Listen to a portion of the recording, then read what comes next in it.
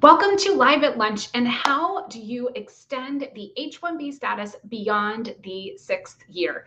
That is the topic of today's Live at Lunch.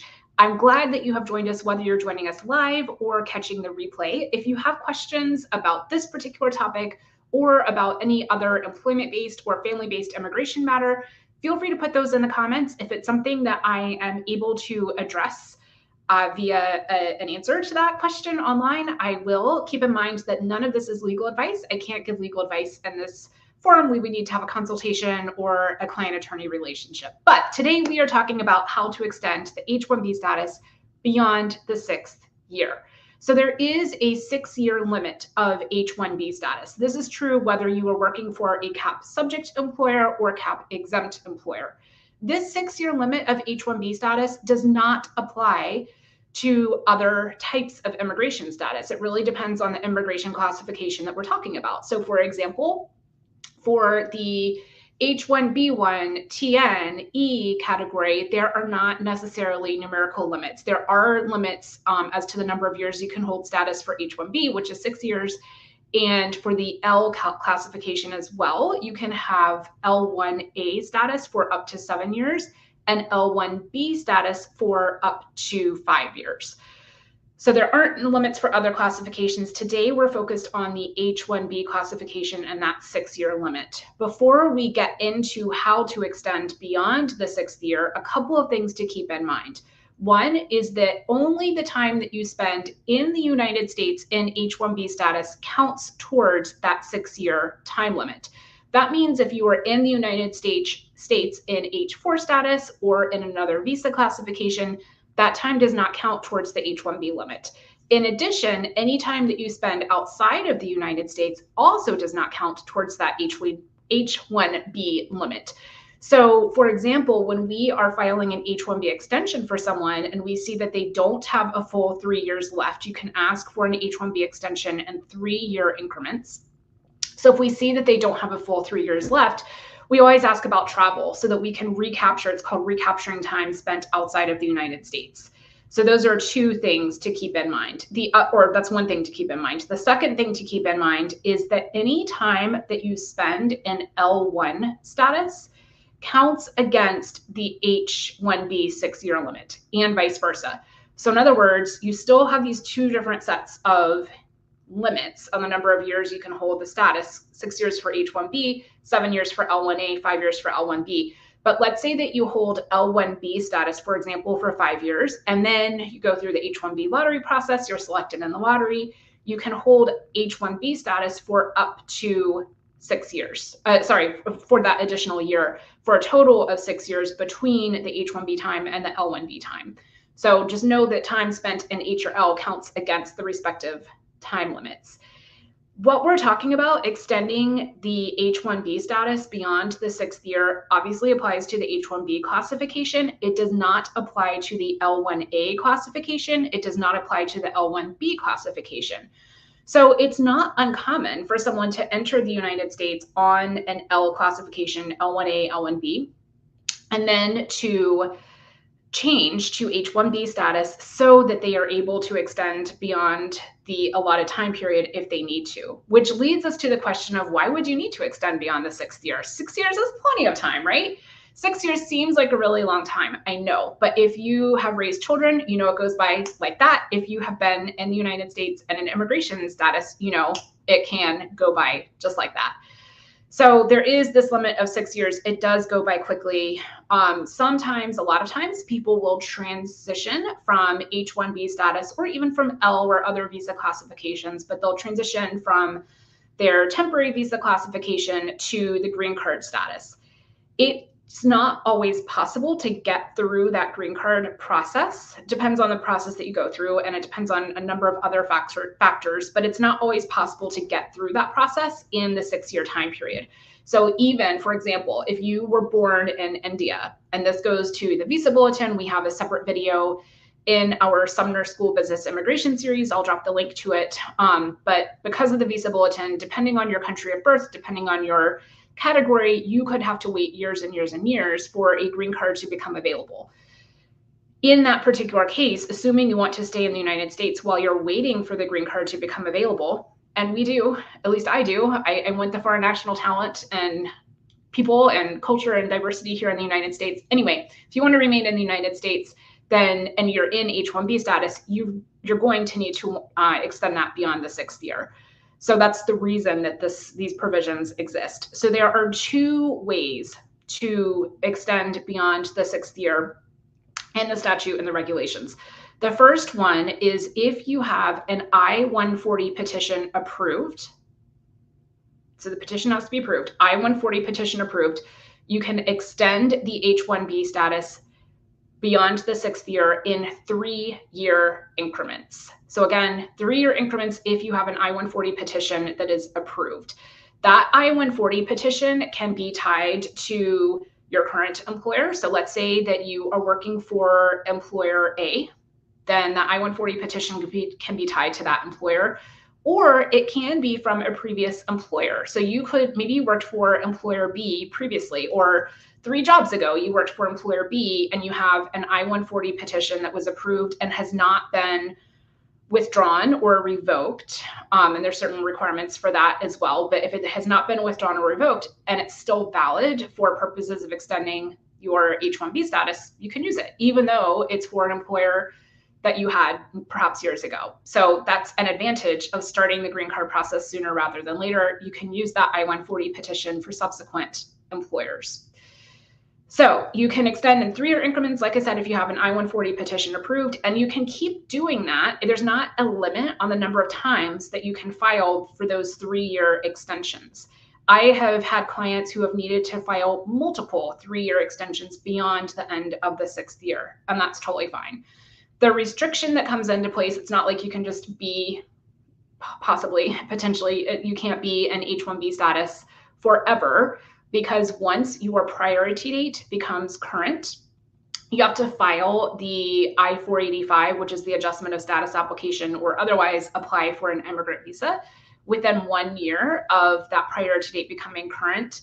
Otherwise, you cannot keep extending. If you just, let's say your priority date is current and you have it filed, then you cannot keep extending indefinitely using this particular provision, having the I-140 approved and extending in 3-year increments. So that's something to be aware of, that once your priority date is current, you do need to act on that. The other thing to be aware of, it's kind of a side note for this, but the other thing to be aware of is depending on the type of I-140 petition that you have, you likely will need to or may need to start the green card process over again with the new employer. So I said a minute ago, if you have an I-140 approved from company B that you worked for however many years ago, you can use that as long as it hasn't been withdrawn or revoked. I can't enunciate today. As long as it hasn't been withdrawn or revoked, then you can use that to extend with the company that you're working with now. You can use that to extend the H-1B status for the company you're working with now. However, depending on the type of I-140 petition that it is, and depending on where you are in the immigration process or the green card process, you likely will need to start that green card process over again with your current company. More specifically, a PERM-based I-140 petition is employer specific. So let's say that you have an I-140 petition approved from your most recent employer or an employer 5 employers ago, whoever it is. That if it's based on a PERM labor certification, that PERM labor certification is unique to that employer. It's tied to that employer that sponsored you for the PERM. So you could still use the I-140 petition to extend beyond the 6th year if you needed to. You could use that I-140 petition to have your spouse work with an H-4 EAD, but you would need to start that green card process over again with the new employer, starting with the PERM labor certification. When you get to the I-140 stage, if you have the I-140 petition approved, you can retain the priority date. So that means you don't lose your place in line for the green card, but you do have to start the PERM labor cert over again. There are other types of green card filings where that might not be the case. For example, if you filed a national interest waiver or an EB-1A for foreign nationals of extraordinary ability, then you may not be tied to a specific employer and you may have more flexibility in moving. The other exception there is worthy of a separate live at lunch, but it is how to move employers. Once you have the I-485 pending. It's called green card portability. But basically, if you meet certain requirements, meaning if you have the I-140 petition approved, or if it's approvable, which is its own risk. But anyway, if you have the I-140 petition approved or it's approvable, and you have the I-485 already filed with USCIS, and it's been in process, it's been pending for at least 180 days, and you're moving to the same or similar type of employment, you can move. Like I said, that's worthy of its own video, so that's all I'll say about that for now. But way number one to extend beyond the 6th year is to have an I-140 petition approved. You can extend in 3-year increments unless your priority date has been current for more than a year, in which case you can't use that particular provision. The second way that you can extend the H-1B beyond the 6th year is if you have filed either the I-140 petition or the labor certification at least 365 days before the end of the 6th year. So I'll say that again. You have to, for the second way, you have to have either the I-140 petition or the PERM labor certification filed at least 365 days before the end of the 6th year. So basically that's, your 5th year of by your 5th year of H-1B status, you need to have it filed. The key difference here, a few key differences. One is that you can extend the H-1B status in 1-year increments if you meet this requirement instead of 3-year increments. But like the other provision, you can keep using this particular provision indefinitely for as many times as you need to until the time that you receive the green card or otherwise leave the US. Or change classifications, I suppose. The other key difference is you don't necessarily have to have the I-140 petition or the labor certification approved. As long as it's filed at least 365 days before the end of the 6th year, you can use this provision. So we have used this numerous times over the course of my practice. So the labor certification isn't even approved, but because we have filed it at least 365 days before the end of the 6th year, we're able to extend in 1-year increments beyond the end of the 6th year. One it's not a trick, it's a function of the way that the regulations are written, but one strategy, strategy is a better word. One strategy that we've used frequently is to have clients recapture time. So let's say that for whatever reason, a person does not begin the green card process in time. So in other words, they don't have enough time to get at least the labor certification filed. And when I say labor certification, I'm referring to the PERM labor certification process, also known as Form 9089.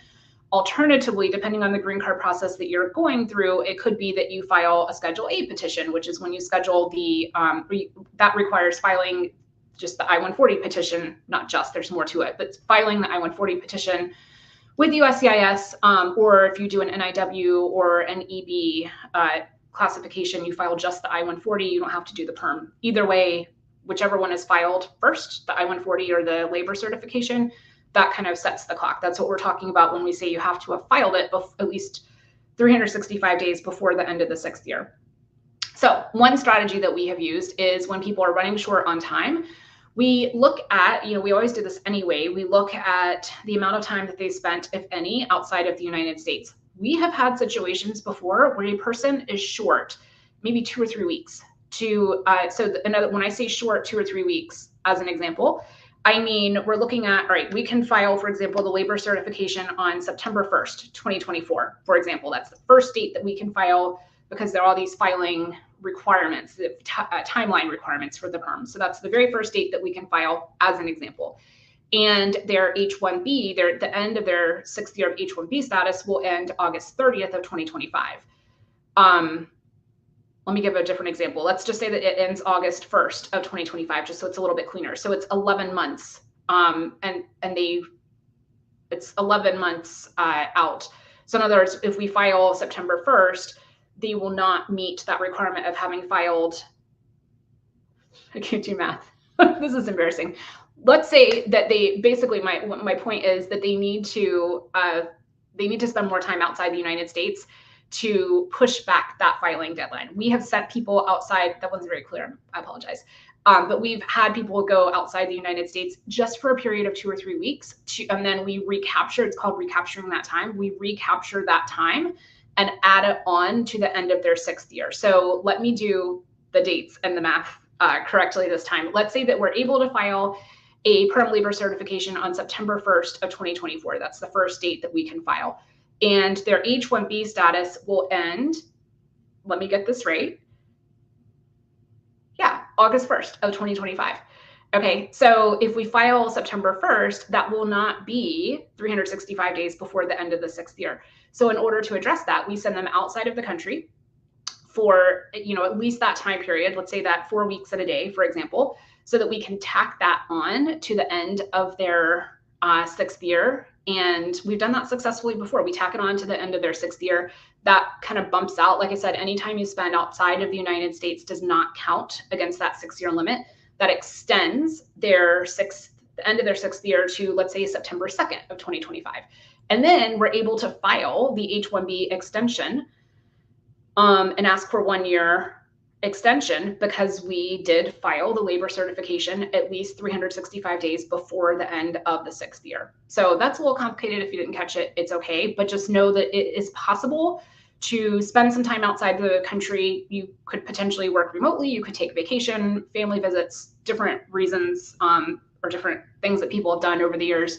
But it is possible to spend time outside their country, recapture that, and then still be able to file the labor certification and be able to ask for that 1-year extension.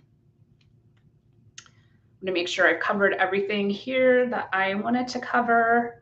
I mentioned this early on, but time spent in H4 status or L2 status, those are the dependent classifications of H and L respectively, that does not count against your 6-year limit or your 5 or 7-year limit for L status. So I hope that you have found this information helpful. If you have any questions about this or another question relating to family-based or employment-based immigration law, please drop that question in the comments. And like I said, we'll address it if we can, or direct you to some resources or ask you to set a time for a consultation if we need to. Otherwise, my name is Emily Sumner with Sumner Immigration Law based in Richmond, Virginia, and serving clients throughout the United States and around the world. I hope that you will share this video with a friend if you found it helpful, and join us next week, next Tuesday at noon Eastern for our Live at Lunch. Until then.